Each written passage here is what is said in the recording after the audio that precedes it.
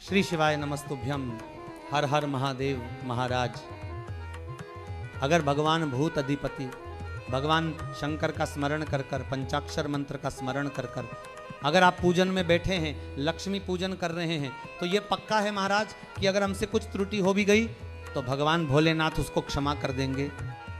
और माता से निवेदन करना, हे लक्ष्मी मैया, हे वैभव लक्ष्मी, हे माता अष्ट लक्ष्मी, हे माँ संतान लक्ष्मी, धन्य लक्ष्मी, वैभव लक्ष्मी, प्रतिष्ठा लक्ष्मी, यश लक्ष्मी, कीर्ति लक्ष्मी, आरोग्य लक्ष्मी, संतान लक्ष्मी, हे मां ऐसी कृपा करिए कि आप हमारे घर से रुष्ट होकर न जाइए।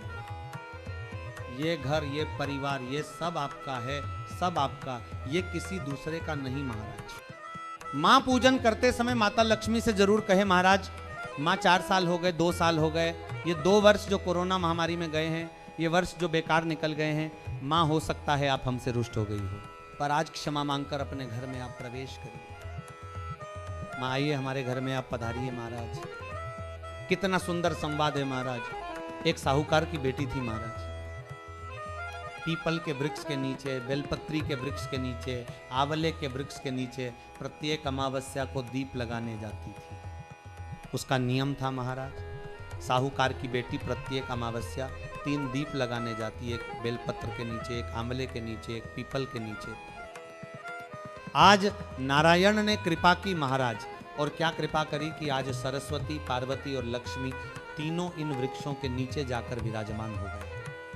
पार्वती मैया तो पहले से ही बेलपत्र के नीचे विराजमान थी, स्वयं सरस्वती मैया, लक्ष्मी मैया आंवले और पीपल के नीचे विराजमान हो गए। अब आज तीनों देवियों में चर्चा हो रही है महाराज कि यदि आज कोई दीप लगाने आए और पहला दीप जिसे लगेगा तो ये पक्का है कि मैं लक्ष्मी उसके घर में प्रवेश करूंगी। सरस्वती जी बोली, जो पहले बार दीप लगाने आएगा मैं उससे अपनी सहेली बना लूंगी, उसको अपनी मित्र बना लूंगी। पार्वती जी बोली, जो प्रथम दीप लगाने आएगा मैं भगवान शिव से कहकर उसका कल्याण करवा दूंगी। अब ये साहूकार की बेटी, जो कहने का तो साहूकार था, धन पूर्व में बहुत था, पर अब इसके पास कुछ भी नहीं बचा था। देखिए महाराज, सुख दुख तो जीवन में चलता रहता है। आज सुख है, कल दुख है, फिर दुख है, फिर सुख है, ये जीवन में चलता रहता है। भगवान ने दिया, हो सकता है पूर्व में आपके पास खूब धन हो, वैभव हो, सत्ता हो, फैक्ट्रियां हो, दुकानें हो, धंधा भी हो, पानी भी हो, सब कुछ, पर समय की घड़ी किसने देखी महाराज? कौन देखा पल को? इसलिए कहते हैं ना, बार बार कहते हैं, तेरा पल पल बीता जाए, मुख से जप ले नमः शिवाय, ओम नमः शिवाय, ओम नमः शिवाय। बड़ी मुश्किल से मिलता है। घड़ी, पल, समय, नक्षत्र कब बदल जाए किसको मालूम है? आज साहूकार के जीवन में था, साहूकार कहने का पर धन नहीं था, वैभव नहीं था, सब समाप्त हो गया था, कहीं पैसा चला गया, लग गया महाराज।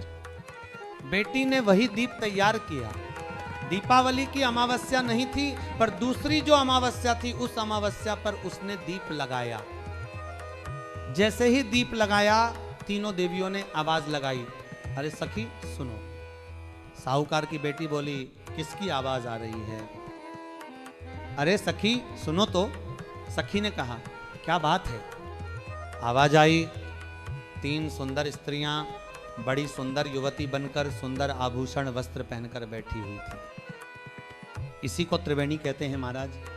जो त्रिवेणी का वृक्ष होता है उसमें दिए लगाने का बड़ा महत्व होता है। तीनों बैठी हुई थी, आवाज लगाई, हम आपको सहेली बनाना चाहते, आप हमारी सहेली बनेंगे। अब साहूकार की बेटी को लगा, ये तो बहुत पैसे वाली दिख रही है, धनपति दिख रही है, और मैं तो गरीबी में हूं। अगर इनकी सखी बन गई तो मुझे क्या देना पड़ेगा? कोई भरोसा है?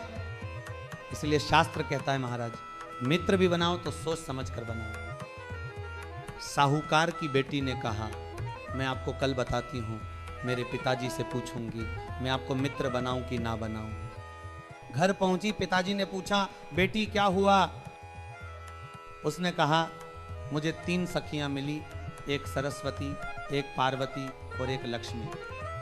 अगली अमावस्या को जब वह गई और जाकर बोली, मैं आपकी सखी बन सकती हूं। तीनों प्रसन्न हो गईं। लक्ष्मी मैया ने कहा, चलो आज तुम हमारे घर चलो, हम तुम्हारा सम्मान करना चाहते हैं। साहूकार की बेटी को जब घर लेकर गईं, सुंदर सोने की चौकी, सोने की थाली और सोने के गिलास, पकवान एक से बढ़कर एक। माता लक्ष्मी ने जब साहूकार की बेटी के सामने परोसे, इधर सरस्वती इधर पार्वती नजदीक में बैठ गई और साहूकार की बेटी भोजन ग्रहण कर रही थी। अब जाते समय माता लक्ष्मी जी ने कहा, सखी अगली जो अमावस्या आ रही है आपको मालूम है वो कौन सी अमावस्या है? नहीं। कहा। लक्ष्मी जी बोली, एक बात हम आपको कहें, इस अमावस्या को हम आपके घर आना चाहते हैं, क्या आप हमें बुलाएंगे? साहूकार की बेटी बोली, अगर आपका मन है आने का तो आप आओ, मना नहीं है। पिताजी ने कहा, बेटी तू इतनी जल्दी हिम्मत हार गई कि तेरे घर में कुछ नहीं? लड़की ने कहा, गाय का गोरला लीपन कर घर को पोंछ, कचरा उठाकर बाहर फेंक। पिताजी ने कहा, व्यवस्था वही करेगी, लक्ष्मी अगर आ रही। माता लक्ष्मी और सरस्वती जाने के लिए तैयार हुई। पार्वती बेलपत्र के पेड़ के नीचे रुक गईं। लक्ष्मी और सरस्वती गणेश जी और रिद्धि सिद्धि को साथ लेकर साहूकार के घर पहुंचे। इतनी देर में पार्वती ने चील का रूप लिया, राजकुमारी के हार को लेकर साहूकार के घर के दरवाजे पर फेंक दिया। बेटी ने देखा और पिताजी को दिखाया। पिताजी ने कहा, महाराज ये हार करोड़ों का है। घर में सुंदर तैयारी की गई, पकवान बनाए गए। लक्ष्मी जी प्रवेश करी, सरस्वती प्रवेश करी, गणेश जी और रिद्धि सिद्धि भी। लक्ष्मी जी ने संबोधन किया, सखी तू कह रही थी मेरे पास कुछ भी नहीं, फिर इतना सारा सामग्री कहां से आ गई?